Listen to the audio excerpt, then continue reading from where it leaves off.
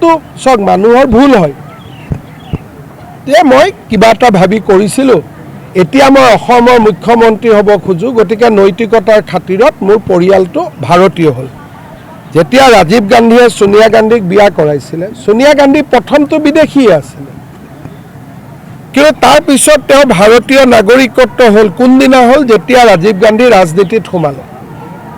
ৰাজনীতিত সোমোৱাৰ আগলৈকে ৰাজীৱ গান্ধী এজন প্ৰাইভেট চিটিজেন আছিল ৰাজনীতিৰ পৰা দূৰত আছিল সেইকাৰণে সোনিয়া গান্ধীৰ নাগৰিকত্ব সলনি হোৱা নাছিল কিন্তু যিদিনাখনে ৰাজীৱ গান্ধী এমপি হ'ল তেওঁ প্ৰথম সোনিয়া গান্ধীৰ নাগৰিকত্বটো সলনি কৰিলে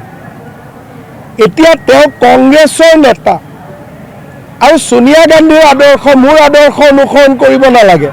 সোনিয়া গান্ধীৰ আদৰ্শটো অনুসৰণ কৰিব লাগে নে নালাগে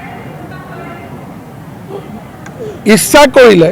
সোনিয়া গান্ধীও বিদেশী হৈ থাকিব পাৰিলেহেঁতেন ৰাহুল আৰু প্ৰিয়ংকাকো বিদেশী কৰিব পাৰিলেহেঁতেন তেওঁৰো ল'ৰা ছোৱালী দুটা একজেক্ট এইটো মিলি যায় গৌৰৱ গগৈৰো ল'ৰা ছোৱালী দুটা ৰাজীৱ গান্ধীৰ ল'ৰা ছোৱালীও দুটা ৰাজীৱ গান্ধীয়ে যদি সোনিয়া গান্ধীক ভাৰতীয় কৰিলে প্ৰিয়ংকা বা ৰাহুল গান্ধীক ভাৰতীয় কৰি ৰাখিলে এখেতে আকৌ ভাৰতীয় হৈ থকাজনক গৈ ব্ৰিটিছ কৰি দিলে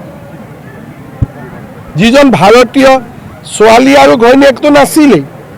বেচেৰা ল'ৰাটো ভাৰতীয় আছিল তাকো গৈ পেলাই বদলাই দিলে এতিয়াতো মই গৌৰৱ গগৈক এক কদম আগত গৈ সুধিম যে ইহঁতৰ ধৰ্মবিলাকো কৈ দিয়কচোন